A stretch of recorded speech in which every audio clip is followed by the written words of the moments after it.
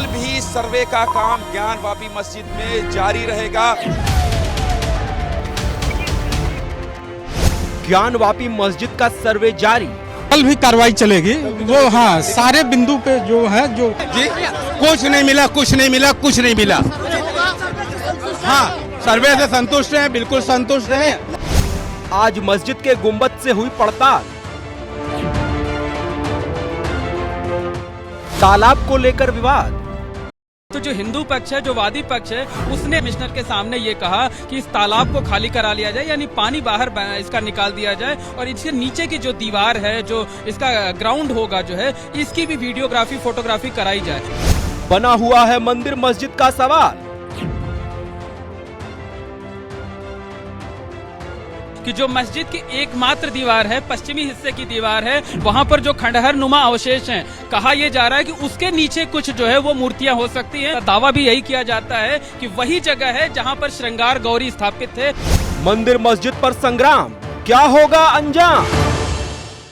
मंदिर मस्जिद पर संग्राम, क्या होगा अंजाम? नमस्कार, एबीपी न्यूज पर हाजिर हूं मैं रुमाना इसार खान। देश का माहौल गर्म है, मुद्दा मंदिर और मस्जिद का है और इस बार विवादों के केंद्र में काशी की ज्ञानवापी मस्जिद है। तहखाने का ताला खुल चुका है, सर्वे का काम हो रहा है और इस सब के बीच सूत्रों के हवाले से दावों का दंगल भी जोरदार तरीके से हो रहा है। तो कुल मिलाकर अब धर्मबाण इसी को लेकर चलाए जा रहे हैं कि आखिरकार इस धर्म पर छिड़े संग्राम का अंत क्या होगा, इससे हासिल क्या होगा, इसी पर हम चर्चा करेंगे। आपका परिचय जल्दी से कराती हूं खास मेहमानों का पैनल जो इस वक्त स्टूडियो में हमारे साथ मौजूद है। गुरुमा कंचन देवी आप देख सकते हैं इस वक्त हमारे साथ मौजूद हैं। हाजिर खान मुस्लिम जानकार इस चर्चा में जुड़ रहे हैं। महंत नवल किशोर दास जी महामंडलेश्वर हैं, निर्वाणी अखाड़े के, वो इस वक्त हमारे साथ मौजूद हैं। हमारे साथ वकील मुजीबुर रहमान साहब इस चर्चा में शामिल हो रहे हैं और दो राजनीतिक मेहमान, बीजेपी के प्रवक्ता राजीव जेटली जी, समाजवादी पार्टी के प्रवक्ता राजकुमार भाटी जी भी इस चर्चा में हमारे साथ मौजूद हैं। और साथ ही देश का भविष्य मतलब युवा जो आज की इस चर्चा में हमारे साथ स्टूडियो में मौजूद रहेंगे, मेहमानों से सवाल लेंगे। तो जरा एक बार जोरदार तालियां हो जाएं मेहमानों के लिए भी और आप सब के लिए भी।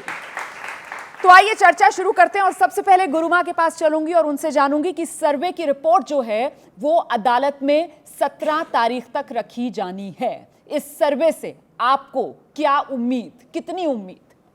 देखिए रोमाना जी, स्पष्ट कर देना चाहती हूँ कि वहाँ पे काशी विश्वनाथ को विश्वेश्वरनाथ भी कहा गया है।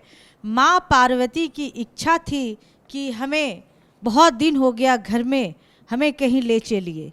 देवों के देव महादेव काशी विश्वनाथ पार्वती, माँ पार्वती को लेके आए और वहाँ पे विश्वेश्वरनाथ जी महादेव कहते हैं, भगवान शंकर कहते वहाँ स्थापित हो गए।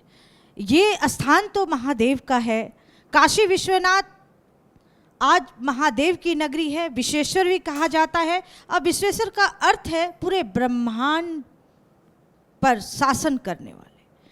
तो 1670 में आप ये देखिए 1669 में औरंगजेब आए, प्रमाण जारी किया और उस मंदिर को तुड़वाया, छेड़छाड़ किया उसके साथ।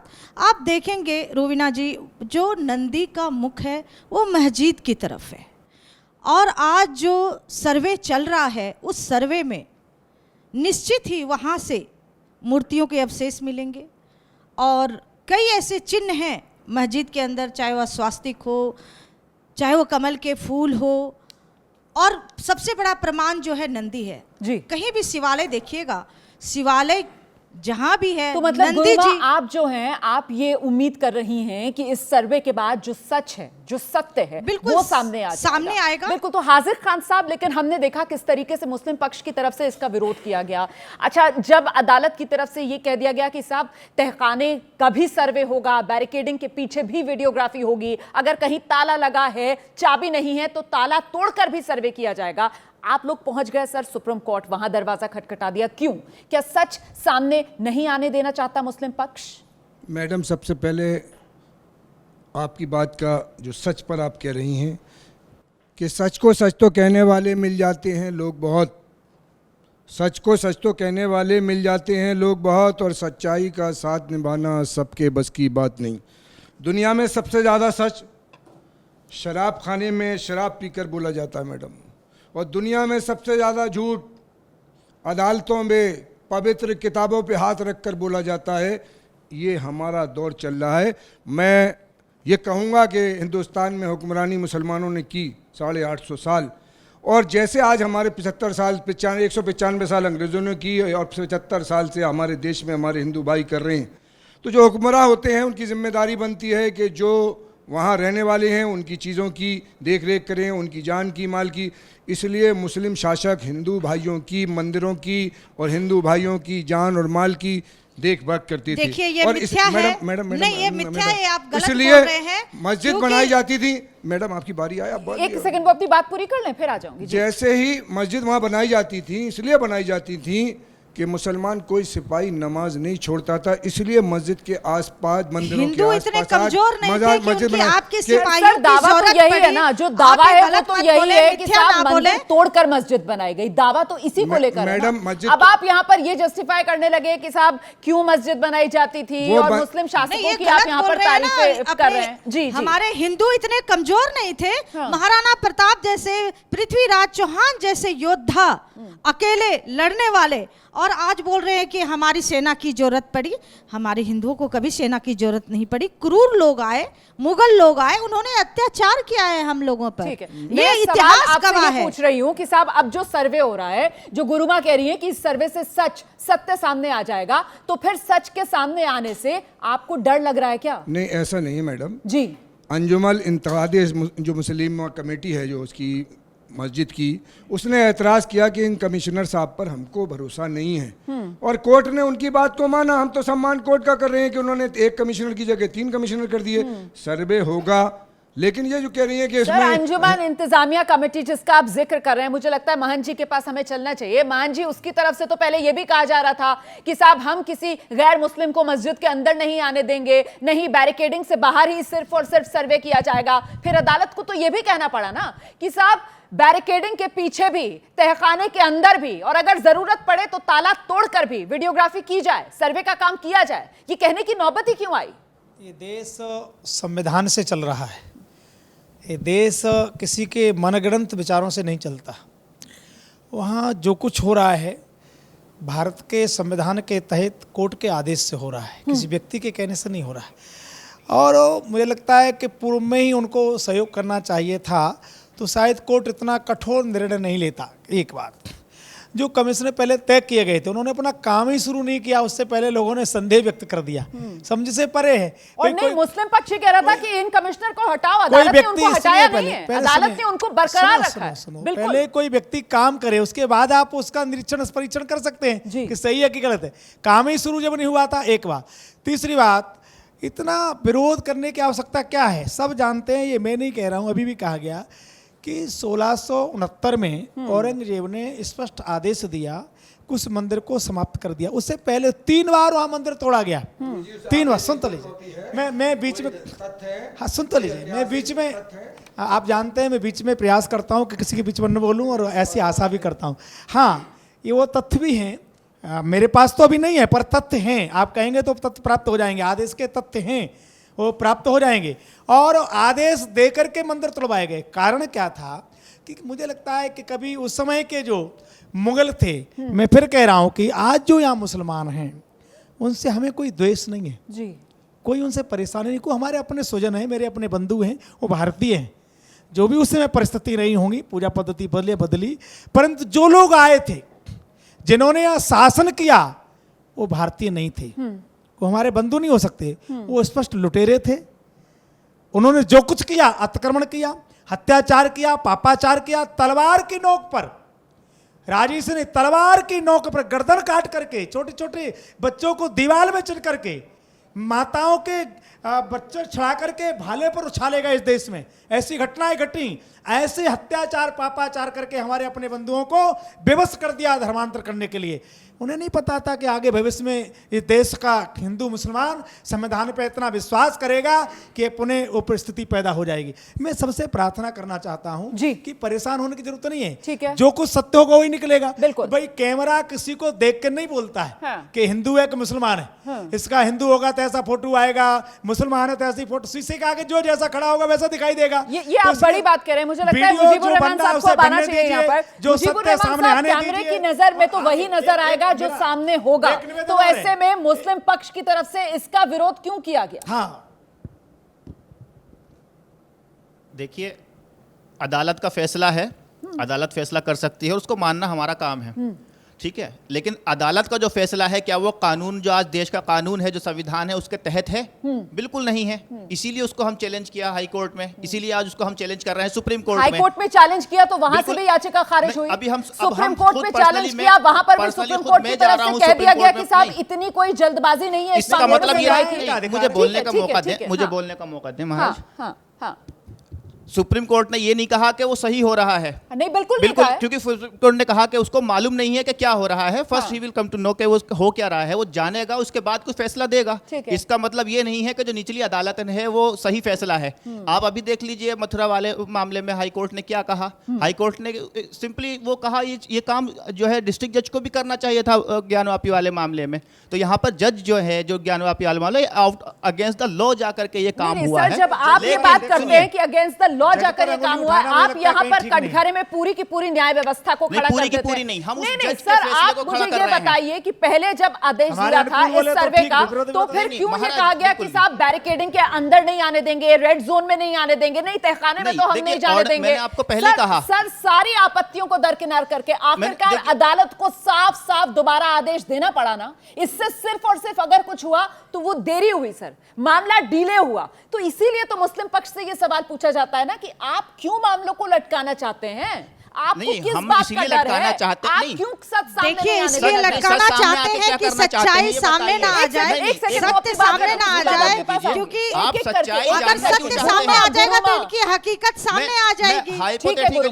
हाइपोथेटिकली मान लेते हैं, हालांकि फैक्ट्स नहीं है। मैं विशंबरनाथ पांडे जी हैं, इतने बड़े देश के हिस्टोरियन रहे हैं, उन्होंने कहा है कि ऐसा नहीं हुआ था वहां पर। लेकिन मान लेते हैं हाइपोथेटिकली कि वो सच है। आज 300 साल या 400 साल पहले जो है वहां पर मंदिर को तोड़ करके मस्जिद बनाई गई। तो क्या आप क्या चाहते हैं, वापस मस्जिद तोड़ करके वहां 400 साल के बाद मंदिर बनाएं? ये बेचारा भारतवासी, अब ये निर्धारित हम सबको करना है, इनमें से कौन अपने आप को भारतवासी मानते हैं। ये बेचारा भारतवासी जिसने केवल संघर्ष करना सीखा, अगर उस भारतवासी को बार बार ये बताया गया कि अगर आपको आपकी जगह पर ही आस्था प्रकट करने का मौका दिया तो इससे कहीं ना कहीं धार्मिक भावनाएं भड़क जाएंगी, चाहे वो नवाब लखनऊ के रहे हों, चाहे वो मुगल का साम्राज्य रहा हो, तब भी इस बात को बार बार उठाया जाता था कि अगर आपने इस बात को उठाया कि मैं मंदिर में जाना चाहता हूं तो इससे मुस्लिम समाज नाराज़ हो जाएगा। मुस्लिम समाज भारतवासी है तो मुझे लगता है वो हमारे साथ खड़ा होगा और कहेगा कि जो अत्याचार आपके ऊपर हुए हैं उस संघर्ष में हम आपके साथ खड़े हैं। और ये सच्चाई उजागर होना बहुत ज़रूरी है कि वहाँ हुआ क्या था, वहाँ हुआ क्या था। बीजेपी के प्रवक्ता के तौर पर हैं, मैं आपसे एक बहुत ही स्पेसिफिक सवाल पूछ रही हूं, जो सवाल मुस्लिम पक्ष की तरफ से यहां पर उठाया गया है। और अगर आपको उस सवाल का संदर्भ और कॉन्टेक्स्ट नहीं समझ में आया सर, तो मैं आपको बता देती हूं। दरअसल इस देश में 1991 प्लेसेस ऑफ वर्शिप एक्ट है। अभी तक जो सर्वे का काम हो रहा है, उस सर्वे के काम से कानून के जानकार ये कहते हैं कि ये जो 1991 प्लेसेस ऑफ वर्शिप एक्ट है, सर्वे के काम से इसका उल्लंघन नहीं होता है। लेकिन इस कानून का मतलब यह है कि 1947 में जिस भी धार्मिक स्थल की जैसी पहचान थी उसको वैसे ही रखना होगा, उसको बदला नहीं जा सकता। तो अब अगर काशी के अंदर दावा यह किया जा रहा है कि साहब मस्जिद को मंदिर तोड़कर बनाया गया, तो क्योंकि ये 1991 प्लेसेस ऑफ वर्शिप एक्ट है तो फिर आगे अदालत तो कुछ कर नहीं पाएगी सर, क्योंकि कानून बना हुआ है। इसलिए सवाल आपसे है कि फिर आगे क्या होगा?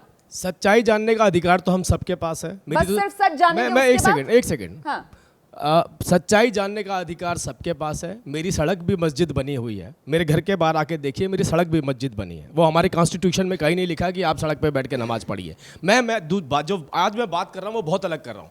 देखिए, राजनीति होती रही, बहुत सारी राजनीतिक पार्टियाँ आई, सहूलत की राजनीति इसलिए चली क्योंकि सबने सोचा कि जो पहले से होता आ रहा है उसके हिसाब से सत्ता बेहतर चलती चली जा रही थी। हम धारा के विपरीत क्यों भये, क्यों जानकारी दें, क्यों इस बात को उजागर होने दें कि इस देश के अंदर किस किस जगह पर मंदिर को जोड़ करके मस्जिद बनाई गई। अरे इस तो मस्जिद का नाम ही ज्ञानवापी है। सोचिए, ज्ञानवापी है, जिसमें ये बात खुद बताई गई कि जो उसकी दीवारें हैं, जो उसके पिलर हैं, वो मंदिर ही हैं। उसके अंदर सुनिए, नहीं, मैं सवाल समझ गया आपका सवाल समझ गया। जवाब देना नहीं चाह रहे हैं, आपके बिल्कुल पास जवाब है नहीं, मैं जवाब दे रहा हूं आपको। ये जवाब तो देश की जनता निर्धारित करेगी, ये हम निर्धारित नहीं करेंगे, और ये कोर्ट निर्धारित करेगा। ये कोर्ट सर इस कानून को बदल कर ही निकल सकता है। बिल्कुल नहीं, मैं आपसे बता रहा हूं, सुनिए मेरी बात को, कि कम से कम जो हमारी आस्था की संस्था जगहें हैं, चाहे वो काशी विश्वनाथ हो, चाहे वो मथुरा हो, चाहे वो राम मंदिर जैसे आपने देखा उसमें भी सुप्रीम कोर्ट का निर्णय आया, ये उजागर होना बहुत जरूरी है कि ये लोग किसका पक्ष, क्योंकि अब ये लड़ाई एक सेकंड, नहीं रोमाना जी, एक second, 10 second, places of worship act आया था, उसमें सिर्फ और सिर्फ अयोध्या के मामले को ही अलग किया गया था। बाकी देश के अंदर जितने और धार्मिक स्थल हैं उन सब पर यह कानून लागू था कि 1947 में जिस धार्मिक स्थल की जो पहचान है, मतलब 1947 में अगर कोई मंदिर है तो वो मंदिर ही रहेगा, अगर कोई मस्जिद है तो वो मस्जिद ही रहेगी। उस पर दूसरा पक्ष कोई अपने धार्मिक स्थल के तौर पर क्लेम करके उसके चरित्र को बदला नहीं रोमाना जी, ये दो बार, ये आपने 2 बार कोट कर दिया, इसने आपने 2 बार इस बात को कोट कर दिया। कम से कम मुझे एक चर्चा हो रही है, डिबेट हो रही है, अब हम कोर्ट में नहीं खड़े हैं। बिल्कुल, एक मिनट, मैं चाह रही हूं उस बात के माइंड, उस बात के लच्छेदार बातें करके बहकाया ना जाए ना। मेरा दर्शक जो अपना समय दे रहा है इस शो में, आपसे कुछ सवालों के जवाब जानना चाहता है तो उसको जवाब मिले। अरे नहीं उसको ऐसा ना लगे कि वो सिर्फ और सिर्फ लच्छेदार बातें सुन रहा है। ये नहीं बहकेंगे, मुगल कोर्ट में नहीं खड़े हैं। हाँ। ये मुगल कोर्ट में नहीं खड़े हैं, एबीपी पे खड़े हैं, स्वतंत्र भारत के अंदर खड़े हैं। इनको जानने का अधिकार है, सुनने का अधिकार है। हर कोर्ट के जो निर्णय आ रहे हैं, कोर्ट की जो कार्रवाई हो रही है, जो सर्वे हो रहे हैं, उसमें है क्या, ये पता ना चलना चाहिए इनको। मैं बोलता हूं किसकी वर्शिप है, कौन वहां पे आस्था प्रकट करता है, वो अभी सब्जेक्ट नहीं है। सब्जेक्ट ये है हुआ क्या था। ये जानकारी, हमारे देश में इतिहासकार क्यों होते हैं, हम इतिहास क्यों लिखते हैं, क्यों मैनिपुलेट करते हैं। अगर सच्चाई उजागर हो रही है, हो सकता है इतिहास बदल जाए, हो सकता है झूठ पाया गया हो। 17 मई तक अदालत के सामने रखी जानी है। जो सर्वे करने वाली टीम है उसकी तरफ से भी सर्वे में अभी क्या कुछ हो रहा है, क्या सामने निकल कर आ रहा है, ये तमाम बातें गोपनीय हैं, उसके बारे में कोई जानकारी नहीं दे रहा है, क्योंकि कहीं ना कहीं वो अदालत की अवमानना से मामला जुड़ जाएगा। इस वजह से हम भी किसी तरीके का कोई दावा नहीं कर रहे हैं। हां, मैंने ये जरूर कहा था कि सूत्रों के हवाले से दावों का दंगल है, लेकिन कुल मिलाकर राजकुमार भाटी जी, ये पूरा मामला अब जिस तरीके से उलझता हुआ नजर आ रहा है, आखिरकार इसका अंजाम क्या होगा, ये किस तरफ आगे बढ़ेगा, इसका हल कैसे निकलेगा, मैं ये जानना चाह रही हूं, जो सवाल का जवाब राजीव जेटली जी दे नहीं रहे।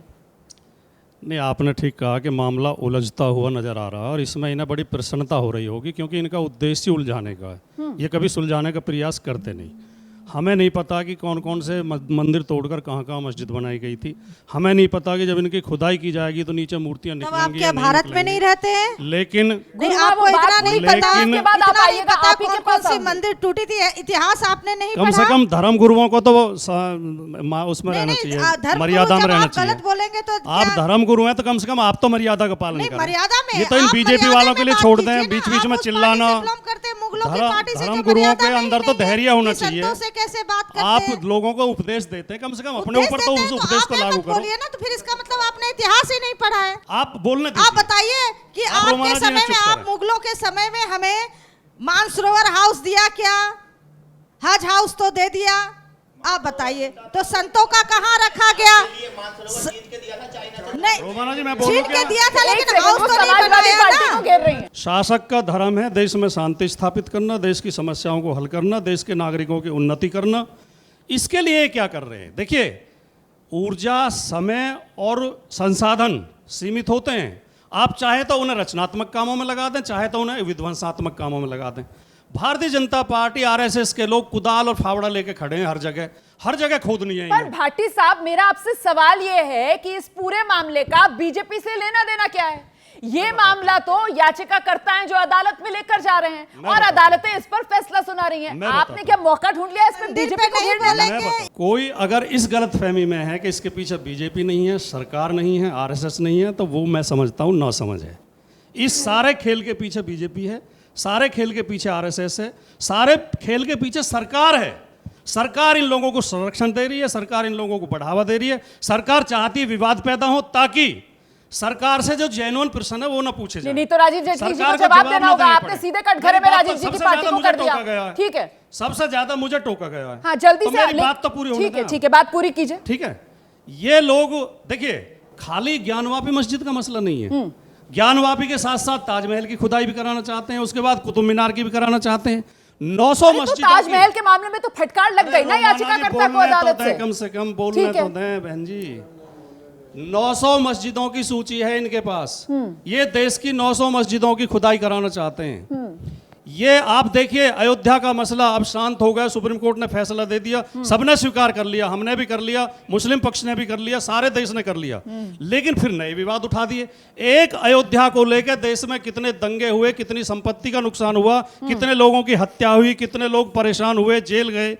एक मसले को लेकर अगर इतना परेशानी हो सकती है तो 900 मस्जिदों का जब ये मसला उठाएंगे तो इस देश में अराजकता होगी कि नहीं होगी? भाटी जी के पास बड़ी अंदर की खबर है वैसे। जेटली साहब 900 मस्जिदों की लिस्ट 900 मस्जिदों की सूची इनके पास है। मैं पूछ रही हूं, सोशल मीडिया पे डालते हैं ये। बताइए जेटली साहब, 900 मस्जिद कौन-कौन सी है? मुझे लगता है, हाँ, मैं एक बात बोलना चाहता हूँ। मैं भाटी साहब से एक आग्रह करूंगा, ये पॉलिटिकली आग्रह कर रहा हूँ मैं उनसे। भाटी साहब, वो तालाब सूख चुका है जिसमें अभी तैर रहे हैं ये, क्योंकि ये बार बार इस मुद्दे को उठाते हैं कि भारतीय जनता पार्टी भारतीयों के पीछे खड़ी है। जब भी कोई सच्चाई की बात होती है तो भारतीय जनता पार्टी उसके साथ खड़ी हुई नजर आती है। वो कहती है दूध का दूध और पानी का पानी हो जाना चाहिए और संवैधानिक सच्चाई से आपका क्या लेना देना? अभी आप देखिए, अभी आप नसीहत दे रहे थे, अभी आप नसीहत दे रहे थे आपकी पार्टी। ना भाटी साहब, आगे आप अपने ये उठाते हैं। आपको सच्चाई के ठेकेदार हैं। फिर आपका डिबेट उनके साथ होनी चाहिए, क्योंकि अभी तो आप नसीहत दे रहे थे, आप शिष्टाचार सिखा रहे थे और अभी आप देखिए खुद वहां पे आ गए। मैं आपसे कह रहा हूं कि हाँ, ये जानकारी देखिए, मास कम्युनिकेशन के हमारे स्टूडेंट्स यहां बैठे हैं।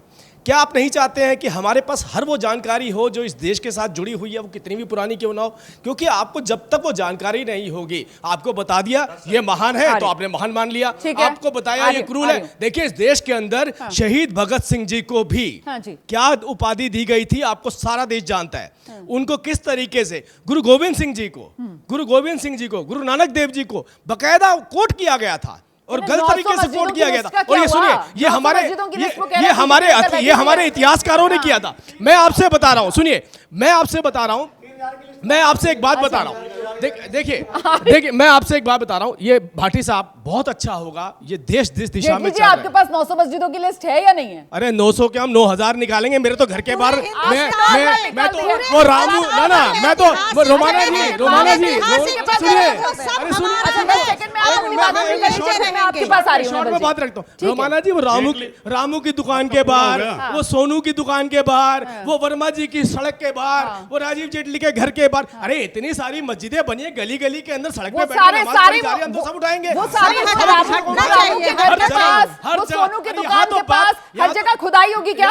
एक सेकंड जरा सा भाटी जी को सुन लेते हैं, फिर आ रही है। खुदाई की जरूरत नहीं पड़ेगी जब वहाँ सड़क पे कोई चलेगा ही नहीं, गाड़ी नहीं निकलेगी, खुदाई की जरूरत क्या है? आइए जल्दी से मस्जिद बन जाएगी। मैं आपको बात बताता हूँ, कलकत्ता के अंदर सॉल्ट लेक सिटी में एक छोटी सी यूनिट आर्मी की हुआ करती थी। वहां पे 2 लोगों ने आकर नमाज पढ़नी शुरू करी और आर्मी वालों ने भी कहा कि देखिए, ये अपनी आस्था प्रकट करें तो क्यों नहीं करनी चाहिए। आप विश्वास कीजिए, वो पूरी यूनिट वहां से उठा दी गई है और वहां पर आप देखिए मस्जिद बन गई है। तो जहां पर आर्मी के लोग भी रहते हैं, हमारी डिफेंस फोर्सेस रहती है, वहां अगर एक आदमी नमाज पढ़ता है उसको कहा जाए कि पढ़ लिए, उसके बावजूद हमारी यूनिट वहां से शिफ्ट करनी इतिहास के अंदर जो गलतियां हुई हैं उसको सुधारने के लिए और सत्य सामने लाने के लिए जो मामले अदालत में चल रहे हैं उसको लेकर चर्चा कर रहे हैं। तो बिल्कुल आप जो है वो कहीं और इस डिबेट को लेकर बिल्कुल नहीं लेके जा रहा। मैं तो कहता हूं इस देश के अंदर में अपनी बात पूरी कर लीजिए, फिर मुझे आगे बढ़ना है। मैं आ रही हूं आप लोगों के पास। भाटी जी जल्दी से। राजीव जेटली जी ने पूछा कि क्या यहाँ पर पहले मंदिर था या नहीं था, ये जानने का हक देश के नागरिकों को है या नहीं है। गैस का सिलेंडर 1000 रुपए का क्या हो गया, क्या ये देश के नागरिकों को जानने का हक है नहीं है? मैं एक तो निवेदन करना चाहता हूँ। देखिए, जब मुलायम सिंह जी की सरकार उत्तर प्रदेश में थी, हाँ। उसमें से पूर्व में हम सिंगार गौरी का पूजन करते थे। ठीक है। और उसमें मुलायम सिंह जी ने कहा कि भी किसी प्रकार का विवाद न हो, उसमें पूजा बंद कर दी गई। तब से वो गोदाम बंद थे जो आज खुले हैं। मैं विनम्रता से निवेदन करना चाहता हूँ, अभी आपने कहा किसने कहा 9,000, किसने कहा 3,000, किसने कहा 50,000। हमने आज नहीं, जब श्री राम मंदिर का आंदोलन प्रारंभ किया था तभी 80 के दशक में, सुनिए, तभी हाँ देश के सभी संतों ने, सभी अखाड़ों ने कहा था मथुरा, काशी, विश्वनाथ तीनों लेंगे एक साथ। ठीक है। हमने 3,000 मंदिरों की बात, 3 मंदिरों की बात की थी, क्योंकि मर्यादा पुरुषोत्तम भगवान श्री राम का वो पावन जन्मभूमि है। देखो, जन्मभूमि व्यक्ति की एक होती है, दुकानें 4 हो सकती हैं, मकान 4 हो सकते हैं, किसी का जन्म 4 स्थान पर नहीं हो सकता। भगवान कृष्ण की जन्मभूमि मथुरा ही है ना। लेकिन मैंने वही सवाल तो यहाँ पर जेटली जी से पूछा था। नहीं, मैं आपसे वही पूछ रही हूँ, यही सवाल तो मैंने जेटली साहब से पूछा था कि जब तक इस देश में 1991 सुन तो लीजिए, मैं उसका जवाब दे रहा हूँ, नरसिंह राव जी ने ये कानून बनाया था लोकसभा में कि 1947 से पहले धार्मिक स्थलों की जो स्थिति थी वो रहेगी। यही था ना। तो लोकसभा भी चल रही है ना, लोकसभा खत्म तो नहीं, प्रजातंत्र है ना। तो अभी वीडियो बनने दीजिए, साक्ष्य आने दीजिए। उसी लोकसभा ने जो नियम बनाया था, उसी लोकसभा में दोबारा नियम आ जाएगा कि जहां साक्ष्य मिले वहां मंदिर मंदिर रहना चाहिए, मस्जिद मस्जिद रहना चाहिए। हम किसी की मस्जिद नहीं ले रहे हैं, न अयोध्या में नहीं, न मथुरा में नहीं, पर हमारा जो मंदिर है हमें अपमानित करके जो तोड़ा गया विरोधियों, विदेशियों ने, आतताइयों ने, उनका कोई वंशज यहाँ पर है क्या? यहाँ का कोई मुगल, कोई मुसलमान बाहर का नहीं है, वो उनका पक्ष क्यों लेंगे? वो तो हमारे अपने बंधु हैं। जो मंदिर तोड़ के बनाया गया था भगवान शिव का, चाहे राम जन्मभूमि का, चाहे किसमें, उनको उसी साक्ष्य के आधार पर, संविधान के आधार पर पुनः मंदिर का निर्माण करने का प्रयास हम निरंतर करते रहेंगे, निरंतर करते रहेंगे। संविधान के दायरे में ये हमारा अधिकार है। पर महंत जी, सवाल ये उठता है कि केंद्र में तो जो बीजेपी की सरकार है अब उसको 8 साल पूरे होने वाले हैं और प्रचंड बहुमत की सरकार है। लोकसभा को भी साक्ष्यों की जरूरत है क्या? क्या चाहते हैं? ये साक्ष्य तो अदालत के लिए होते हैं। ये तो, साक्ष्य मतलब नहीं, अदालत के लिए लाए जा रहे हैं या ये लोकसभा को दिखाने के लिए लाए जा रहे हैं? कल यही लोग कहेंगे कि बीजेपी सरकार थी। हमें पहले साक्ष्य सबके आगे आने दीजिए ना, संविधान के दायरे में रहेगा। पहले कानून मान ले कि हाँ मंदिर था, मंदिर था। वैसे तो दिखाई दे रहा है सबको। आप काशी जाएंगे, पश्चिम दिशा की जो पीछे की मस्जिद की दीवार है, वहाँ पर दोनों बंधु हमारे बगल में, एक वकील साहब हैं, ये भी बहुत अच्छे योग्य व्यक्ति हैं। हमें निवेदन करना चाहता हूँ, किसी मस्जिद की दीवार पर क्या घंटे की आकृति होती है? बिल्कुल। स्वास्तिक होता है, अष्टदल कमल होता है क्या, कश्यप होता है क्या? बराह तो बिल्कुल नहीं होता होगा। और सबसे बड़ा बराह तो बिल्कुल नहीं होता होगा। तो अब सवाल बराह तो बिल्कुल नहीं होता होगा। सवाल वो हैं, आज हमने नहीं बना दिए। और मुझे शंका है कई चिन्हों को मिटा भी दिया गया होगा, ऐसी मुझे शंका है। ऐसी आपको शंका? ऐसी मुझे शंका है। इसी बात का डर था क्या एज ए कंसर्न कि ये वीडियोग्राफी जो है वो सिर्फ और सिर्फ अदालत के लिए, अदालत की प्रोसीडिंग्स के लिए नहीं हो रही है, इसका इस्तेमाल कहीं और भी किया जाएगा। ये जो बात अभी महंत जी कर रहे हैं कि साहब ये दिखाया जाएगा और इसके आधार पर ही फिर आगे रास्ता निकलेगा, जो महंत जी ने अभी कहा लोकसभा में प्रस्ताव आएगा, इसी बात का आपको डर था? देखिए मैडम, सबसे बात पहले कि ना मुसलमान पहले डरा था, ना आज डर रहा है। कानून की पहले भी मानी, आज भी मानी। और जो सुप्रीम कोर्ट का फैसला आया, उस फैसले को हमारे हिंदुस्तान के मुसलमानों ने दिल, जबकि वो फैसला कानूनी नहीं था, वो आस्था पे था, वो आर्टिकल 142 पे पूरी बात है कहना। अच्छा अब आ जाइए, अब आ जाइए ज्ञान व्यापी पे। अब ज्ञान व्यापी सर कानून के तराजू पर ही तोड़ कर दिए जाते हैं। ज्ञान व्यापी के मामले में आ जाइए। ज्ञान व्यापी में जब ये क्या कर दिया भारतीय संविधान ने, सुप्रीम पार्लियामेंट ने, और उस पार्लियामेंट में अटल बिहारी वाजपेयी, अडवाणी जी भी थे। जब ये वर्षिप ऑफ एक्ट 1991 पास हुआ और उस पर दस्तखत है इनके, मैं ये कहना चाह रहा हूँ तो बदल सकता है ना सर, कभी भी बदलेगा जब अभी बात हो रही है और सुप्रीम कोर्ट की भी मोहर लगी उस पर। बात ये है कि आप ये परंपरा शुरू कर ये परंपरा कि आज एक मस्जिद ली, कल दूसरी ली, फिर 1000 ली, कल आने वाले कल में क्या चाह रहे हैं? ये इनका भविष्य कर रहे, इनकी तबाही कर रहे। यहाँ मस्जिद इबादत की मस्जिद। और एक मिनट जहाँ गुम्बद बना हिंदुस्तान दिया, में 94% हिंदू आई मस्जिद रहते, का, तो जब वो क्या मुगल मस्जिद हो बादशाह थे। जाएगा?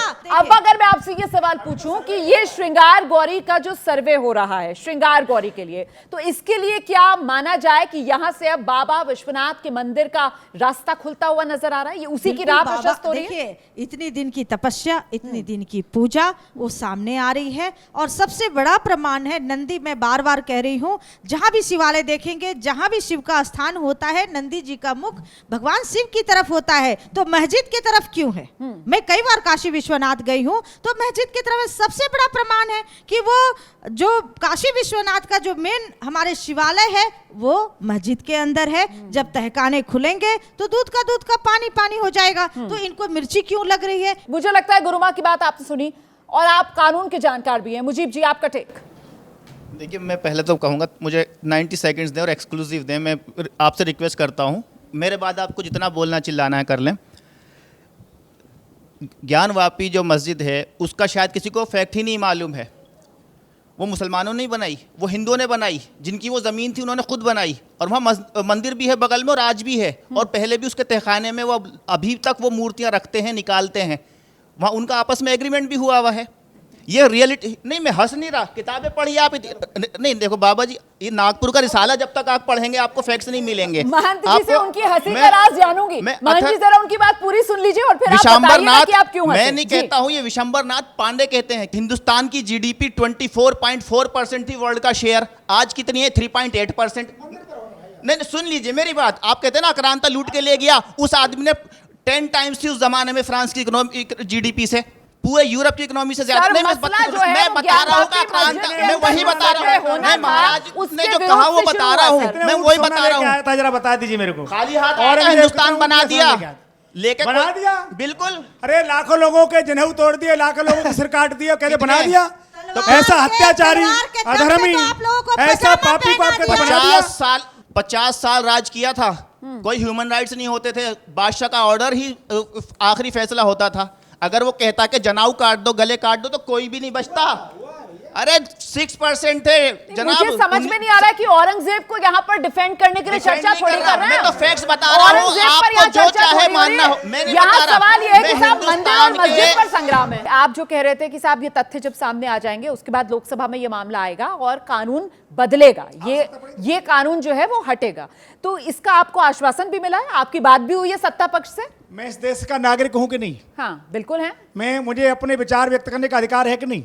बिल्कुल है ना? इसके लिए आपको मेरे सर्टिफिकेट की जरूरत नहीं है। फिर तो मैं अपने विचार व्यक्त कर रहा हूं कि देश में प्रजातंत्र है, मैं प्रजा का एक अंग हूं, मतदाता हूं। मैं सरकार से आग्रह करूंगा कि हमारी आस्था का ध्यान रखते हुए और देश में सुरक्षा रहे, संविधान लागू रहे, कोई किसी प्रकार का विवाद ना आए। इसलिए जो बनाया गया था कि 1947 से रहे, हमारी आस्था का और साक्ष्य का, केवल आस्था नहीं साक्ष्य। आज अयोध्या का मंदिर बन रहा है, लेकिन आस्था और साक्ष्य तो जो गुरुमा बार बार कह रही है कि बनेगा, मथुरा में बनेगा तो साक्ष्य में बनेगा। जो गुरुमा कह रही है कि सबसे बड़ा साक्ष्य तो वो नंदी है जो उस तरफ मुंह करके बैठा हुआ है। उसके लिए तो किसी तरीके की वीडियोग्राफी की जरूरत नहीं है। तो वीडियोग्राफी बन रही है। इससे पहले आपको नहीं लगा कि इस मुद्दे को उठाया जाए? नहीं, आज से उठा रहे हैं हम। हाँ, आज से उठा रहे हैं। आपने बात क्यों की? 8 साल से ये सरकार में 1669 से लड़ रहे हैं। ठीक है, तब से लड़ रहे हैं, कोर्ट में गए ना। सवाल तो यही उठेगा कि ये देश में और समाज में देखने के लिए मिलेगा और इस पर लगाम लगाने की, इन हालात को कंट्रोल करने की जिम्मेदारी जो है वो जाहिर सी बात है सरकार की होती है सर। तो फिर इस केओस को कैसे कंट्रोल करेंगे? क्या होगा प्लान? या मजा आ रहा है सरकार को? तोड़कर बनाए गए मैं एक हमें बात चलाने के लिए, अपमानित करने के लिए। मैं इस बात को लेकर थोड़ा मैं चुप था, मैं सुन रहा था और मैं चाह रहा था कि देश की जनता देखिए, अगर इनको सड़क पे चलते हुए आप देखेंगे तो आप देखेंगे कितने इंटेलेक्चुअल बुद्धिजीवी व्यक्ति जा रहे हैं, संविधान के जानकार, कानून के जानकार, बड़े वकील हैं, लेकिन किसी को नहीं पता होगा ये औरंगजेब के बारे में क्या सोचते हैं। इन्होंने अभी थोड़ी देर पहले इसी डिबेट के अंदर औरंगजेब को लेकर के जिस तरीके से लड़ाई लड़ी, तो आप देख लीजिए, आपके सामने है सच। ये आपके तो आप जितने लोगों को देखते हैं अलग अलग, सुनिए ना, आपको तो भरपूर मौका दिया मैंने। मैं तो कहता था कि आप बोलिए। आपने तो 2 लोग महाराज जी ने 2 बार बोला मुझे बोलने के लिए। नहीं, 2 बार बोला मुझे बोलने के लिए, लेकिन मैं चुप इसलिए रहा कि कम से कम आपका चेहरा उजागर तो हो जाए कि आप किसके सपोर्टर और किस तरह के विचार रखते हैं। तो अलग अलग वेशभूषा में एक जैसी बात करने वाले लोग सड़कों पर जब मिलते हैं तो हमें बड़ी अच्छी अच्छी नसीहत देते हैं। हम कहते हैं पहले कहा जाता था आंखें बंद रखिए और चलते चले जाइए पट्टी बांध करके। आज तो डिबेट हो रही है, ये मुगल की कोर्ट नहीं है, ये कोई दूसरी राजनीतिक पार्टियों की सरकार नहीं है, भारतीय जनता पार्टी की सरकार है। देखिए क्या डिबेट हो रही है, सच सामने आना चाहिए या नहीं आना चाहिए। और आप कोर्ट का काम नहीं है, सुनिए, कोर्ट हिस्टोरियंस का काम है। अरे सुन तो लीजिए, नहीं, ये कोर्ट का काम नहीं है, कोर्ट का काम है जस्टिस करना। हिस्ट्री तो आपने बना दी थी ना, नहीं आप बना लो औरंगजेब रोड तो आपने बनाई थी ना। आपके हिस्टोरियन आप पहले क्या करते थे, किताब लिखिए, आप कोर्ट क्यों जा रहे हैं पता लगाने? आरटीआई एक्ट के अंदर आती है क्या इन्फॉर्मेशन? नहीं मैं आपसे पूछ रहा हूँ, मैं कानूनी तौर पर पूछ रहा हूँ। आप लोगों की आपस की लड़ाई नहीं खत्म हो रही है, आप लोगों की आपस की लड़ाई नहीं खत्म हो रही है। जरा सांस लीजिए, जरा मुझे आने दीजिए ऑडियंस के पास। और यहाँ पर आप लोगों के मन में सवाल हैं कुछ? जल्दी से खड़े हो जाइए, सवाल पूछिए। मेरा सवाल बीजेपी प्रवक्ता से है। इन्होंने बोला कि इन्होंने थोड़े देर पहले डिबेट में बोला कि गली गली में मस्जिद है जिनसे इन्हें परेशानियां होती है। गली गली में तो मंदिर भी है, उनसे आपको परेशानी नहीं होती है क्या? मेरे बच्चे, मैंने ये नहीं बोला गली गली में मस्जिद है, मैंने बोला रामू की दुकान के बाहर 2 लोग बैठते हैं, उसके बाद वो मस्जिद में तब्दील हो जाती है, क्योंकि वो सड़क होती है, वहाँ पे गाड़ियाँ चलती हैं, लेकिन नमाज पढ़ेंगे तो वो मस्जिद की शेप ले लेती है। तो उस पर भी डिस्कशन होनी चाहिए। अगर उसके ऊपर भी हम कहेंगे मेरी आस्था की प्रतीक है ये जगह, तो वो तो आपके पास मार्केट में खत्म हो जाएगी, किसका सवाल है? खत्म हो आ जाइए। मेरा सवाल आपसे यह है कि अगर हम मंदिर मस्जिद का जो ये मुद्दा है उसे कम्प्लीटली डिलीट कर दें तो हमारे पास ऐसा क्या मुद्दा बच जाएगा जिससे हम देश का विकास कर सकते हैं? क्योंकि मंदिर और मस्जिद से हमारे देश का विकास नहीं हो रहा है, तो हम ऐसा क्या करें कि हमारे जो देश है वो विकास की राह पर चले? धन्यवाद। इसका जवाब कौन देना चाहता है आप में से? नहीं, मैं इसका भाटी साहब भी देना चाहते हैं और राजकुमार, माफ कीजिएगा, भाटी साहब भी देना चाहते हैं और जेटली साहब भी देना चाहते हैं। मैं भी देना चाहता हूं। भाटी साहब से मेरे छोटे भाई ने बहुत ही महत्वपूर्ण सवाल उठाया है और सच्चाई ये है कि राजीव जेटली जी की पार्टी के पास, भारतीय जनता पार्टी में किसी भी नेता के पास मंदिर मस्जिद के अलावा किसी समस्या का हल नहीं है, इसलिए उस समस्या से अलग जाना ही नहीं चाहते। ये चाहते हैं कि देश इसी में मूर्ख बना रहे और बच्चों को रोजगार न देना पड़े, शिक्षा न देनी पड़े, ये चाहते हैं। ठीक है जेटली साहब, जल्दी से, क्योंकि आप सरकार में हैं। एक बार जवाब जरूर ले लीजिए। भाटी साहब, दिल पे हाथ रख के बोलना, अपनी गली मोहल्ले में जाना, किसी वृद्ध महिला को देखना जो आपने सड़कों पर खड़ी कर रखी थी, जिनको पेंशन के नाम पे उनके मोबाइल के खातों में, उनके खातों में पेंशन जाती है, उनके घर में राशन जाता है, वो सड़क जिसके ऊपर चल के आप यहाँ आते हैं, 1000 रुपए का सिलेंडर खरीद रही है, वो सड़क जिस पर चल के, वो सड़क जिस पर खरीद रहा है, बिजली जो आपके घर में, यहाँ पर सवाल पूछा है। युवा देश के भविष्य होते हैं, इनको एक जानकारी दे दूं, जब नाम परिवर्तन करके आपकी घर की बहू बेटियों के साथ लव जिहाद किया जाता है और मार के जमीन में गाड़ दिया जाता है, क्या आपको मंजूर है? आप इसको स्वीकार करेंगे? कितने लिए लव जिहाद का केस आया, कितने लोग, किसी ने राजू नाम रख लिया, किसी ने राम नाम रख लिया, किसी ने हाथ में कलावे बांधकर कितनी लड़कियों को गुमराह किया। गुमराह ही नहीं, उसकी भावनाओं को ठेस पहुंचाया, उसके परिवार से उसे दूर किया गया। क्या इसे आप स्वीकार करेंगे? तो मतलब गुरुमा, ये मामला सीधे सीधे हिंदू मुस्लिम का ही है। देखिए, मतलब आप ये बताइए ना कि कितने केसेस आए हैं।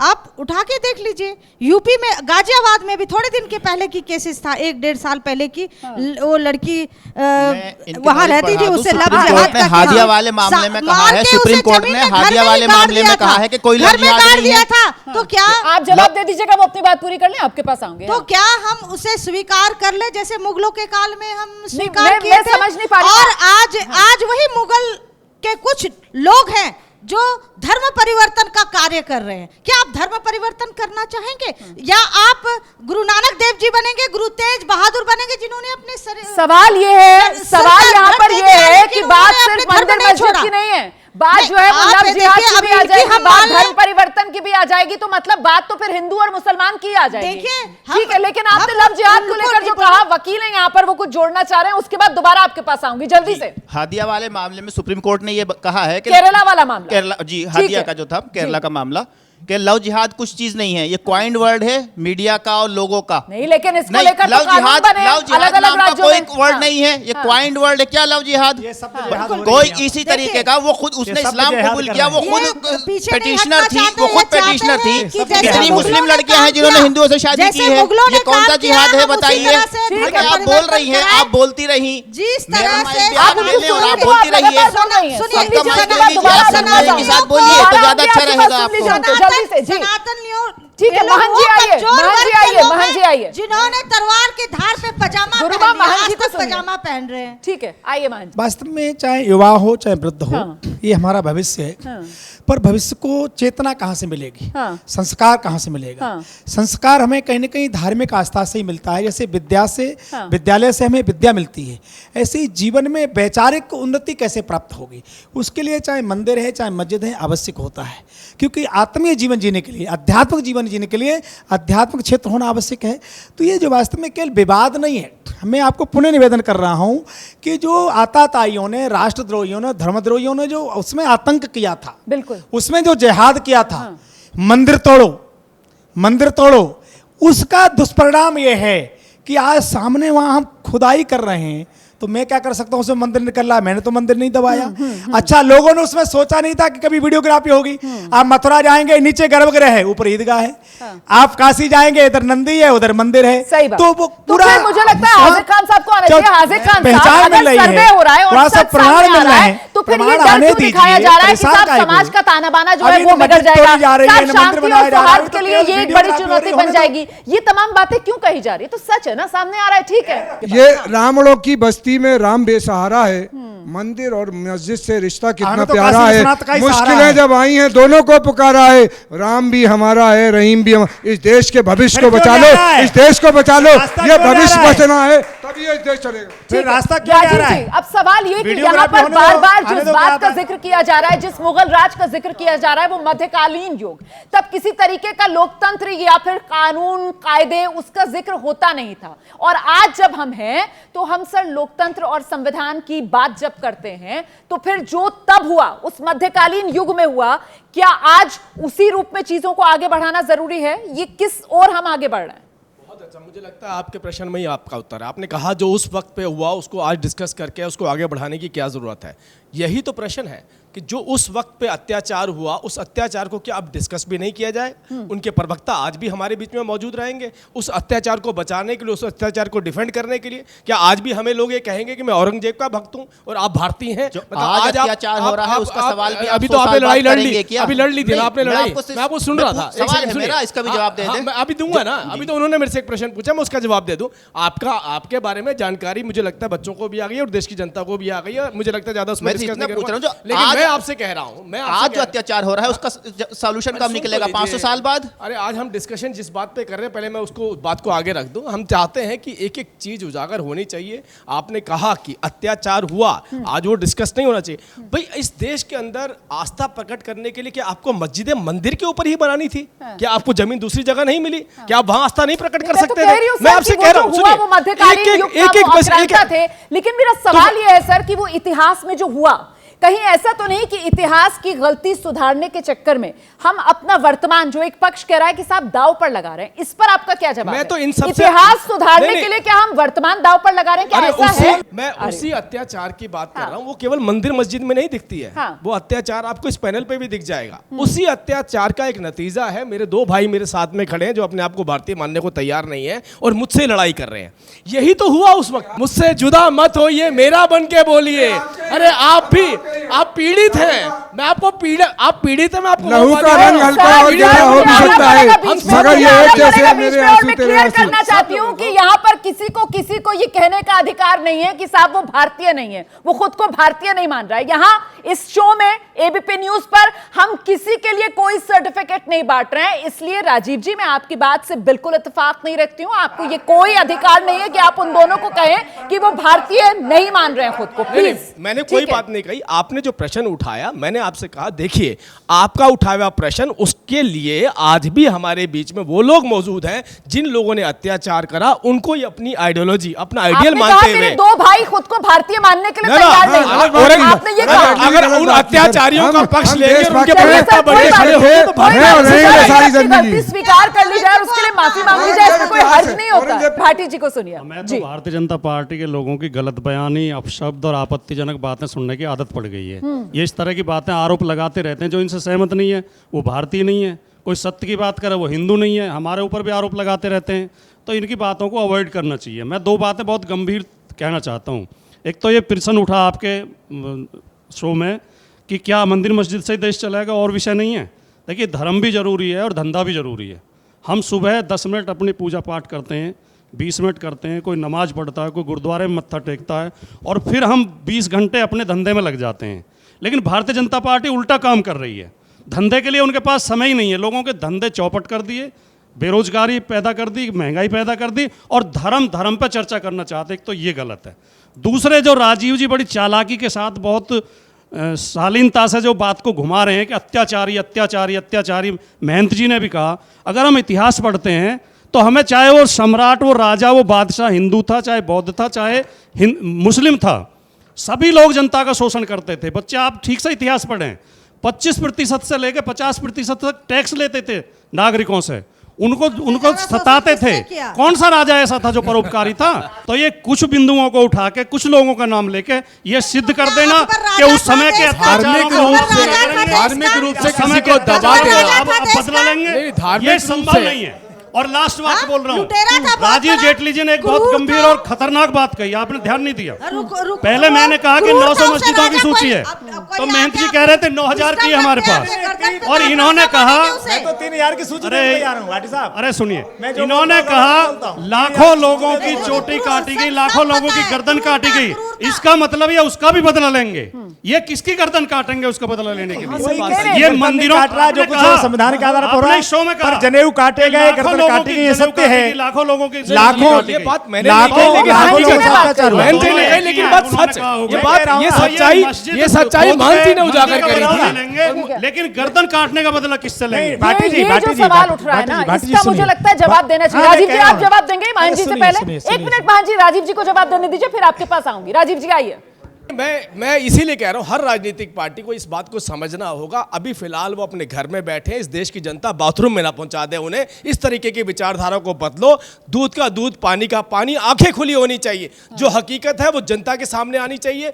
जो लोग देख रहे हैं, जो कोर्ट में आर्बिट्रेशन चल रहा है, उसकी सुनवाई में भागीदार बनना चाहिए और ये कहना चाहिए, अगर अन्याय हुआ है तो मैं इस देश के उस व्यक्ति के साथ हूं जिसके साथ अन्याय हुआ है। आपकी बात सुनकर मुझे ऐसा लग रहा है बीजेपी का हाल ये है। राजीव जी, आपकी बात सुनकर मुझे ऐसा लग रहा है बीजेपी का हाल ये है कि वो कहते हैं ना, हींग लगे ना फिटकरी, रंग भी चौका है, कि बीजेपी जो अपना हाथ पे छाड़ लेती है, साहब हमने तो कुछ नहीं किया, देखिए हम तो नहीं जा रहे अदालत में दूसरे लोग जा रहे हैं, और फिर आप ये भी कह रहे हैं आने जनता का सेवा करें, नहीं जनता की। ठीक है, महंत जी के पास चलते हैं, उसके बाद आ रही हूँ आपके पास। महंत जी आ जाइए, जल्दी से अपनी बात रखिए, फिर मुजीब जी के पास आती हूँ। हाजिर खान साहब, एक तो मैं निवेदन करना चाहता हूँ, भाटी साहब ने कहा कि अयोध्या में जो बंदूकें चली, गोली चली, मैं विनम्रता से निवेदन करना चाहता हूँ, उत्तर प्रदेश सरकार ने 90 में जो गोली चलाई अयोध्या में, वो गोली आतंकवादियों पर नहीं चली थी, वो गोली राष्ट्रद्रोहियों पर नहीं चली। सुन तो लीजिए।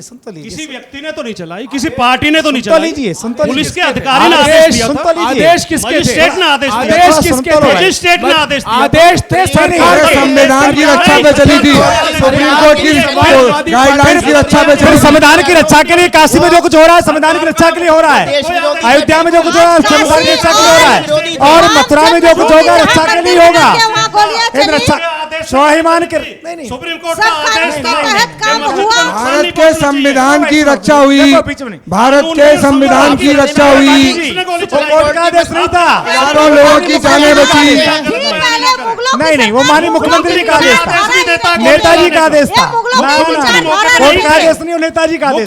आपने कहा कोर्ट को पूछा था, तो मैंने कहा बाबा ने पूछा था क्या?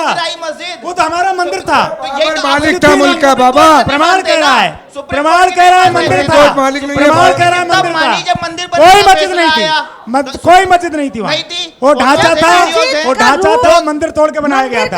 मस्जिद को कोर्ट के आधार पर मैं बड़े अदब से मैं बीच में आना चाहती हूँ, ये कहना चाहती हूँ कि देखिए, इस देश के अंदर जो संविधान निर्माता थे, उन्होंने इसीलिए तो संविधान बनाया वाले ताकि ये नौबत ना आए, टोपी पहनकर यहाँ देखो पर कौन ऐसे हालात ना हो जाए कि जिसकी लाठी उसकी भैंस, इस तरीके का राज ना चले। ये देश लोकतंत्र से चले, ये देश संविधान से चले, ये देश नियम कायदे कानून से चले। इसीलिए तो देश में संविधान आया था। अब संविधान में जो कहा गया है उसको तो सबको मानना होगा ना। तो ठीक है, इसी पर हम चर्चा कर रहे हैं ना, तो आराम से एक दूसरे की बात सुनेंगे और समझेंगे। एक मिनट भाटी जी अपनी बात पूरी कर लें। गुरुमा आपसे निवेदन है कि बीच में मत बोलिए, मैं आपके पास आऊंगी। भाटी जी की बात सुन लीजिए। केवल एक वाक्य बोलना चाहता हूं और जिम्मेदारी के साथ आप पढ़ लें।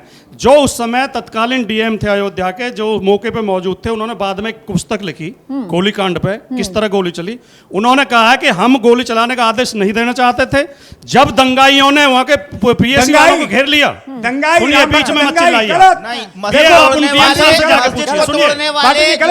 पीएससी के जहां राम भक्त दंगाई और टोपी पहनकर विरोध करे, कानून का उल्लंघन करने वाला दंगाई नहीं, कानून के धज्जे उड़ाने वाला दंगाई नहीं, कानून की धज्जियों को उतार कर सुप्रीम कोर्ट के ऊपर एक तरफ करना, सुप्रीम कोर्ट के कानून को आतंकवादी नहीं। वो कौन है आतंकवादी? संविधान को तोड़ेगा, चाहे वो मुसलमान हो चाहे हिंदू हो, कानून के संविधान को तोड़ेगा वो देशद्रोही है, देशभक्त नहीं हो सकता। क्या आप देशद्रोह नहीं है? नहीं माना, संविधान को नहीं मानोगे तो 3000 नहीं तो 3 ही मान रहे हैं। एक सेकंड अब मुझे ऑडियंस के पास चलना होगा। उससे पहले भाटी जी अपनी बात पूरी कर लें, फिर मैं दोबारा आप सबके पास अगर आपकी भावनाओं को ठेस लगी, मैं माफी चाहती हूँ, मेरे शब्द नहीं है, डीएम के शब्द हैं। हाँ, सुन लीजिए उन्होंने उनकी कहा बात कि को। जब पीएससी वालों को घेर लिया, उन्होंने मजिस्ट्रेट को दबाव में लेके उससे साइन करा लिया गोलीकांड पे, जो ये कह रहे हैं कि मुख्यमंत्री ने आदेश दिए, उसने दिए। आप वो पुस्तक पढ़ सकते हैं। उस समय वो डीएम थे। नहीं भाटी साहब तो बोलिए मेरे साथ। गोली कानून की रक्षा के लिए चली थी, 10 बार बोलूंगा, संविधान की रक्षा के लिए चली थी, संविधान की रक्षा के लिए चली थी, कानून की रक्षा के लिए चली थी, पुलिस ने चलाई थी, किसी गुंडे ने नहीं चलाई थी। देश को गुमराह मत वही करिए, होना चाहिए। देश को गुमराह मत करिए। ये क्या हुआ? शांति क्या हुआ? जय श्री राम बोलिए, जय श्री राम।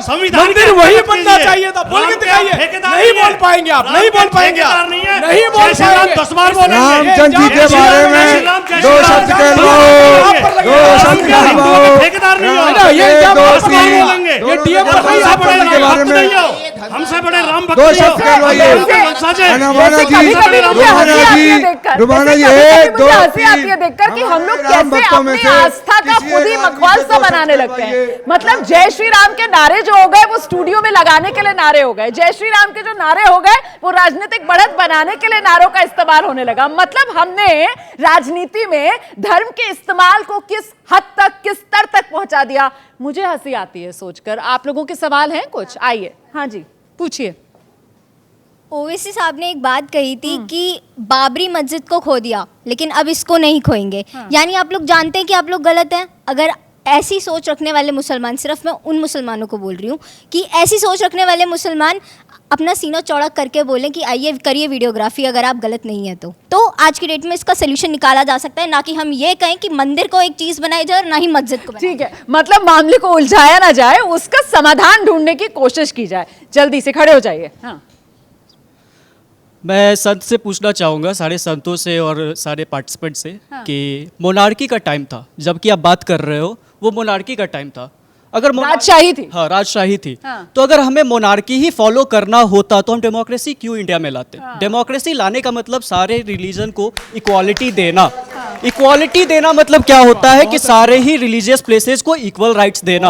अगर हम मॉस्क्स को तोड़ते हैं, मंदिर बनाते हैं, तो क्या वो रिलीजियस प्लेसेस को इज्जत देना होता है? क्या वो इंडिया का इक्वालिटी शो करता है? ठीक है, जवाब लेंगे। जवाब कोई देना चाहेगा? एक तो मैं बताऊं आपको, वहां कुछ तोड़ा नहीं जा रहा। अभी तो वहां साक्ष्य इकट्ठे किए जा रहे हैं, कोई तोड़फोड़ नहीं हो रही। अभी तो तोड़ने की बातें नहीं आ रही। उस छात्र के मन में ये सवाल शायद इसीलिए आया होगा क्योंकि आपने कहा था कि साक्ष्य इकट्ठा हो रहे हैं और उसके बाद लोकसभा में जाएगा तो जनभावना के अनुरूप 1991 प्लेसेस ऑफ वर्शिप एक्ट हट जाएगा। तो करना पड़ेगा। ठीक है, तो फिर उसी दिशा से ये सवाल आया है ना, तो फिर डरिए मत। आज कानून बनेगा, आने वाला हुक्मरान चेंज कर देगा। मैं आपको बताना चाहती हूँ, जगह जगह रोड ताजमहल का निर्णय आया तो बहुत अच्छा, काशी का निर्णय आया बहुत गड़बड़ है। जाम होता है, स्कूल जाने की असुविधा होती है, एम्बुलेंस की असुविधा होती है, क्या आपको मंजूर है? किस तरह रेलवे स्टेशन में नई दिल्ली पे इन्हें शिक्षा और रोजगार वो बना चाहिए। दिया गया।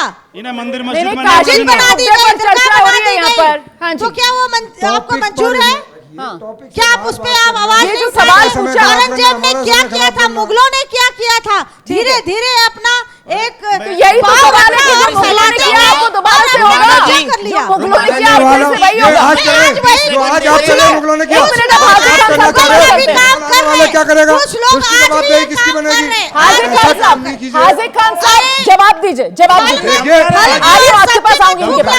कौन बेचता था? मैडम बता दीजिए आप आप कह रही मुझे हैं जरा, आप कि आज ये परंपरा शुरू कर दी, आने वाला कल जो है और रोटी बदलते रहते हैं। ये साइकिल का पहिया है, ये चेंज होता रहता है। तुम्हारी हुक्मरानी कुछ दिनों की और मेहमा है, कभी तो नाजियों की साजिशें अपना रहे हो तुम, मगर वो वक्त आएगा तुमसे कौन पूछेगी ये कैसी कत्लगाहों की तरफ ले जा रहे, ये ऐसी तरफ ले जाना चाह रहे हैं। लेकिन शेरोशाही में आप जो जवाब दे रहे हैं वो बड़ा उलझा हुआ और गोल गोल जवाब है। महंत जी, युवा ने सवाल पूछा, उसका जवाब दीजिए। ये तोड़ने का बनाने का खेल ये कब तक चलेगा? गुरुमा रुकिए तो, महंत जी का जवाब तो मेरा सुनिए। निवेदन ये था जी, उत्तर दीजिए कि हम कभी किसी को उलझाना नहीं चाहते। हाँ जी। हमारा वो काम भी नहीं है। हाँ। ये हमारा भविष्य बैठा है, राष्ट्र का भविष्य है, धर्म का भविष्य है। क्योंकि नौजवान सचेत नहीं होगा तो उस राष्ट्र का न वैचारिक उत्थान हो सकता है, न राजनीतिक, न धार्मिक, न आर्थिक, किसी प्रकार का उत्थान नहीं हो सकता। हम उलझाना नहीं चाहते क्योंकि आज का विषय ये है। हम केवल इतना निवेदन कर रहे हैं कि वहाँ जो कुछ हो रहा है वो संविधान के विपरीत हो रहा है क्या? आपसे ही पूछ रहा हूं मैं। वहाँ कोर्ट ने निर्णय दिया, किसी संगठन ने निर्णय नहीं दिया, तो कोर्ट के आधार पर वहाँ हो रहा है। किसी को परेशान होने की जरूरत नहीं है। लो भैया, सर हमने वेलकम कर दिया। अभी तो आप धमका रहे थे, अभी आप धमका रहे थे, कह रहे अभी तुम्हारी सरकार है, ये चेंज उसके बाद हमारा मतलब क्या होगा? जैसे एक ने धमकाया था 15 मिनट पुलिस उठा लो, फिर क्या होगा? ये जो धमकाने वाला मामला है, ये जो धमकाने वाला स्वभाव है, अंग्रेजों की चली, ये जो बाबर घुस जाता है आपके अंदर, ये जो बाबर घुस जाता है वो दिक्कत हो जाती है। अंग्रेजों की आप अंग्रेजों के साथ आपने बताइए देश की आजादी में क्या योगदान है, आप बताइए। किसका? आपके बुजुर्गों का। क्यों नहीं योगदान? हमारे बुजुर्गों को योगदान नहीं, कैसी बात कर रहे हो? बाबर का पोता है, बहादुर शाह जफर के गर्दन कटाइए, गर्दन कटाइए, गर्दन कटाइए, आप बताइए सर, मेरे गर्दन कटाइए, योगदान है आपका भारत की आजादी में। हमारे लोगों ने, हम तुमसे भी लड़ रहे थे, आप बता दो। भगत सिंह 6.5 लाख मुसलमान शहीद हुआ है इस देश की आजादी में। जनरल चंद्रशेखर कौन थे? भगत सिंह कौन थे भैया? बादुल्ला कौन थे? अशफाकुल्ला कौन थे? तुम्हारी विचारधारा के नहीं थे, नाम सेकुलर लोग थे। मौलाना हुसैन अहमद मदनी, मौलाना रहमान साहब रहमतुल्लाह तो जिन्ना ले गए, पाकिस्तान ले लिया, पाकिस्तान ले गए, पाकिस्तान ले गए, पाकिस्तान जाना था, चले गए, ले गए पाकिस्तान के खून के प्यासे थे, पाकिस्तान ले लिया तुमने। तो यहाँ जो है वो महंत मौलाना सब एक दूसरे से उलझ रहे हैं। मुझे लगता है जरा राजनीतिक मेहमानों का हम लोग करेंगे। राजीव जेटली जी, बड़ा सटीक वहां से एक सवाल आया था। ठीक है मुजीब साहब, आप पहले जवाब दे दीजिए, उसके बाद इधर आओ। मुजीब साहब आइए। मुसलमानों से हमें मुजीब साहब आपस में मत उलझिए, आप परेशान है, गोश्त से परेशान है। आप जो है मुसलमानों को वोट खाने पे पाबंदी लगा रहे हैं। उनसे परेशानी है, आप हमें परेशानी नहीं है। मुसलमानों को काटने की बात सब झूठ बोल रहे हैं। अब्दुल कलाम जैसे लोगों से परेशानी नहीं है। आप पेश कर रहे हैं गलत बात। एक सेकंड, कहाँ आप लोग आपस में उलझे हुए हैं? जरा सवाल सुनिए और जवाब दीजिए। राजीव जी आप आइए, मैं आ रही हूँ आपके पास। पहले दोनों राजनीतिक मेहमानों के पास जाऊंगी, उसके बाद आपके पास आऊंगी। राजीव जी आइए। हाँ, मैं प्रश्न को नहीं समझ पाया, थोड़ा ज्यादा ओवरलैपिंग हो रही थी। अगर आप जो सवाल पूछा वहां पर युवा ने, उसका जवाब दीजिए। देखिए, जो सवाल उस युवा ने पूछा, उस सवाल के जवाब के लिए हम सब लोग यहाँ खड़े हैं। आज हम लोगों को आप सुन पा रहे हैं। चर्चा ये हो रही है क्या हुआ था, क्या नहीं हुआ था। संवैधानिक रूप से इसकी जांच हो जाने चाहिए। और मैं आपको बताता हूँ जो कोर्ट के निर्देश हैं उसमें क्या बात रखी गई है। उसमें बताया गया कि अगर कोई ताला खोलेंगे, उसके ऊपर जमी हुई धूल होगी तो उस धूल को भी आपको आराम से उठाना है। मतलब आपने किसी भी तरीके की छेड़खानी नहीं करनी है। साक्ष्य क्या है उसके साथ साथ वो उजागर जरूर हो जाएंगे, वो बाहर निकलने बहुत ज़रूरी है। मुझे लगता नहीं किसी को भी इस बात से तकलीफ होनी चाहिए, वो किसी भी धर्म से क्यों ना आता। उन्होंने यही पूछा, यही पूछा कुछ और है। वो कह रहे हैं ना, वो कह रहे हैं कि तोड़ने की बात बेबुनियाद है, वो कह रहे हैं इतनी एहतियात बरतने की बात सही नहीं है, वो ये कह रहे हैं। आप समझ नहीं पा रहे हैं उनका जवाब। आप सुनिए मेरी बात, ठीक है, सुन लीजिए जेटली जी को। हड़प्पा संस्कृति हम कैसे जानते हैं? मैं आपसे खोदा नहीं गया तो हड़प्पा संस्कृति के बारे में आप कैसे जानेंगे? मैं आपसे एक बात, हमें जब तक वहाँ देखा नहीं, देखेंगे नहीं, पट खोल के दरबार राजीव जी को बोलने दीजिए, उनकी कैसे पता चलेगा? सोमनाथ के नीचे भी कोई हड़प्पा संस्कृति हो तो क्या वहां भी खोते जाके हम? देखिए, हमें एक ऐसा भारत बनाना है जिसके अंदर झूठ की बुनियाद पे हमारा इतिहास ना लिखा जाए। ठीक है। सच्चाई देश की जनता के सामने आनी चाहिए। अगर हम ठीक हैं तो आपके सामने आएगा। तो ये अगर वो लोग जो तोड़ने की बात आ रही है ये बेबुनियाद है। आप कह रहे हैं सिर्फ सच की खोज हो रही है, सत्य की खोज हो रही है। देखिए, फिलहाल जो कोर्ट के निर्देश हैं बहुत स्पष्ट है। कोर्ट कमिश्नर वहां पर अपनी कार्रवाई कर रहे हैं। लाइट को भी ये ध्यान रख करके जलाया जा रहा है कि इससे हमारी किसी भी तरीके के हमारी जो वहां पर साक्ष्य हैं उनको नुकसान ना पहुंचे। इतनी एहतियात बरती जा रही है और मुझे लगता नहीं किसी भी व्यक्ति को इस बात से आपत्ति होनी चाहिए। लेकिन राजकुमार भाटी जी तो कह रहे थे कि अभी ये माहौल बना रहे हैं फिर ये तोड़ेंगे। राजकुमार भाटी जी, कहां से आरोप लगा रहे थे आप बीजेपी पर? जहां से गुजरो धुआं उठा दो, जहां पे ठहरो धमाल कर दो। तुम्हें सियासत ने हक दिया है, हरी जमीनों को लाल कर दो। वकील भी तुम, अपील भी तुम, दलील भी तुम, गवाह भी तुम। जिसे भी चाहो हराम कह दो, जिसे भी चाहो हलाल कर दो। मतलब कोर्ट पे उंगली उठा सरकार में आज बैठे, मतलब कोर्ट पर उंगली उठा रहे हैं। सरकार में आज बैठे हैं मतलब तो इस कोर्ट देश पर में उंगली शांति उठाई नहीं आपने। होने देंगे। मैं फिर उस बात को दोहरा रहा हूं, मैं जिम्मेदारी के साथ कह रहा हूं। एक बच्चे ने पूछा था कि क्या तोड़ दोगे, तो कह रहे नहीं अभी नहीं तोड़ेंगे, अभी तो माहौल बना रहे हैं, बाद में तोड़ेंगे। उसके मस्जिद के लिए कितने दिन माहौल बनाया था अयोध्या के लिए? 50 साल, 40 साल। थोड़े बना रहे हैं, माहौल क्यों बना रहे हैं? सियासी फायदे के लिए। ये रोमाना जी बहुत ही खतरनाक खेल है। ये खेल इस देश को बर्बाद कर देगा। मैं इस पर फिर अपील करता हूं कि आप भी भारतीय नागरिक हैं। बेशक आपने आजादी की लड़ाई में हिस्सा नहीं लिया। अभी महंत जी से सवाल किया, उन्होंने चंद्रशेखर आजाद, भगत सिंह का नाम गिनवा दिया। वो तो दोनों समाजवादी थे।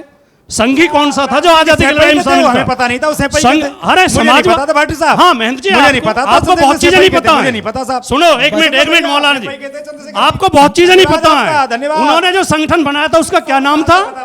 हिंदुस्तान। सुनिए, आदरणीय नेताजी ने। हाँ हिंदुस्तान सोशलिस्ट, सुनिए, हिंदुस्तान सोशलिस्ट रिपब्लिकन आर्मी, ये चंद्रशेखर आजाद और भगत सिंह का संगठन था। जिसमें सोशलिस्ट शब्द था। वो समाजवादी थे या नहीं थे? अलग क्यों कर रहे हो आप? और भगत सिंह तो समाजवाद क्या? भगत सिंह नास्तिक थे। नेताजी वाला समाजवाद हमें तो नहीं चाहिए भैया। ये उन्हें अपना कैसे गिन सकते हैं? नेताजी वाला समाजवाद जैसों को वीर कहते हैं, जिन्होंने 9 बार माफी मांगी अंग्रेजों से, जो अंग्रेजों से माफी मांग रहे थे। वही संगीत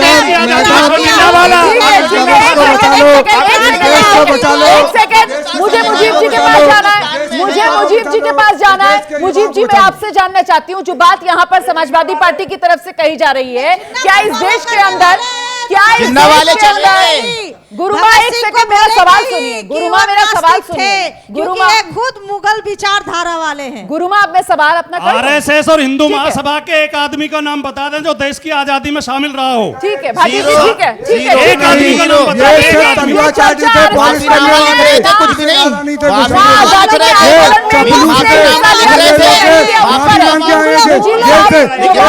भाटी जी कह रहे हैं कि आपको भी ऐसा लग रहा है कि दरअसल ये हिंदू मुस्लिम की राजनीति को धार देने के लिए ये इतिहास महज एक सवाल खड़ा किया जा रहा है, ढाल बनाई जा रही है। ये हिंदू और मुस्लिम को बांटने के लिए, बवाल करने के लिए, उसके नाम पर राजनीतिक रोटियां सेकने के लिए माहौल बनाया जा रहा है। क्या आपको ऐसा लगता है? जो मुगल विचारधारा वाले हैं उनसे हमें तकलीफ है। गुरुमा जी की विचारधाराओं वाले से हमें तकलीफ नहीं होती है। बीजेपी को इसका फायदा होगा, इसको आग दे रहे हैं, हवा दे रहे हैं, इसकी बैक में यही है। 10-20 साल और इस तरीके से निकलेंगे तो जनता सवाल इनसे नहीं करेगी रोजगार का, बेरोजगारी का, शिक्षा का, हेल्थ का। वो यही रहेगी। 10-20 साल इसी झमेले में घिसट जाएंगे। मुझे पूछने बोल दीजिए। देश का नुकसान होगा, देश का नुकसान होगा, देश के युवाओं का नुकसान होगा। मैं दिल्ली में रहता हूँ। दिल्ली में सल्तनत थी मुगलों की, औरंगजेब भी दिल्ली में थे। हर दूसरी मस्जिद पे मंदिर पे मुझे लिखा मिलता है प्राचीन मंदिर। इतनी मंदिरें छोड़ दी क्या? 1700 सदी की मंदिरें नहीं बनी हुई? अगर कोई बादशाह 50 साल राज करता तो कोई भी मंदिर नहीं छोड़ता उसके ऑर्डर पे। ऐसे गांव थे पूरे। जब आप ये बात करते हैं तो कहीं ना कहीं आप महंत जी पर भी सवाल खड़े कर देते हैं ना। ये फेक है, आइडियोलॉजी, झूठी विचारधारा ये लोगों को दे रहे हैं अपने लिए। महान जी आइए। महंत जी होना एक विंग है आरएसएस का और कुछ नहीं। ठीक है, एक मिनट, महान जी आइए। दोबारा आ गए हैं, जरा देख लो उनको। सत्यवादी हरिचंद यही है खाली।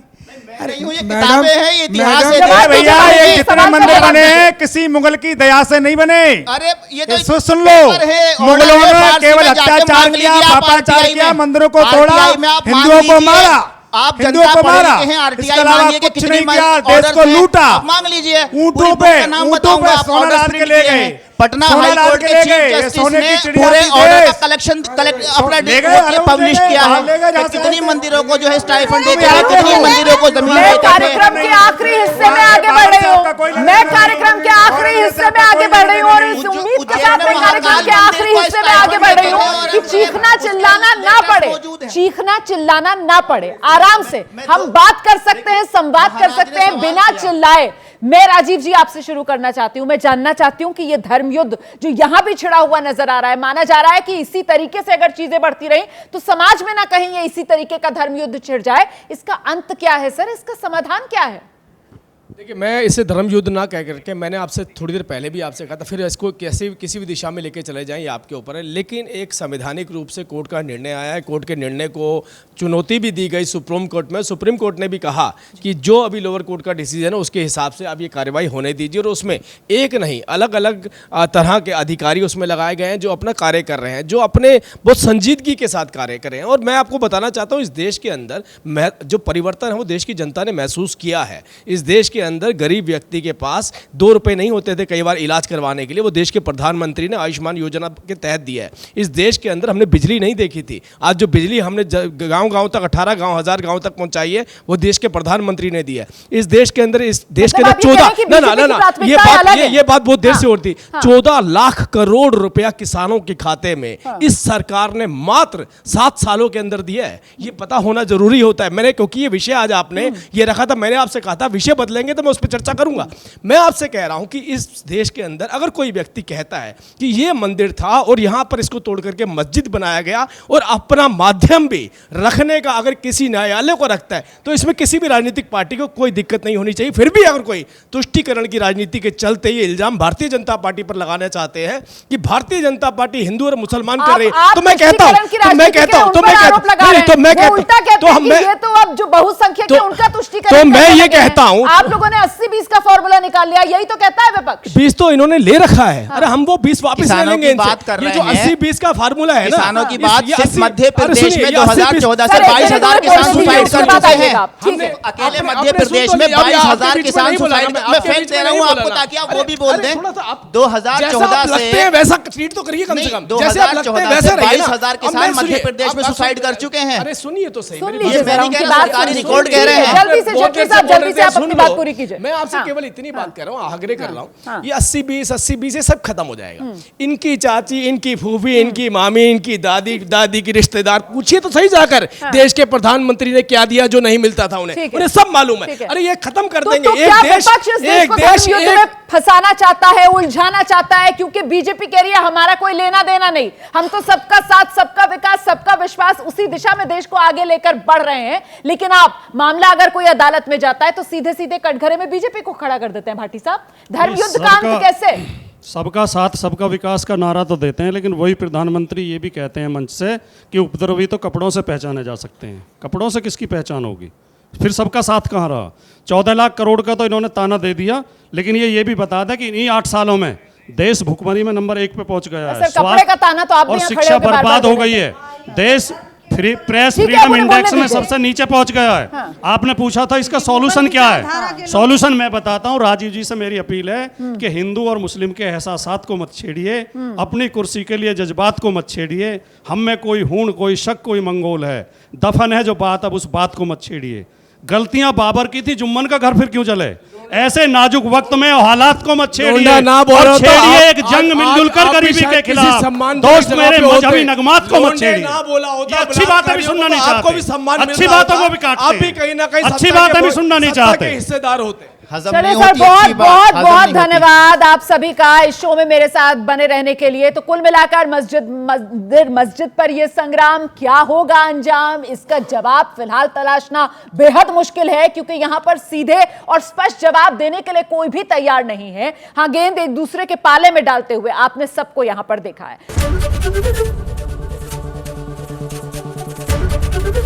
एबीपी न्यूज आपको रखे आगे।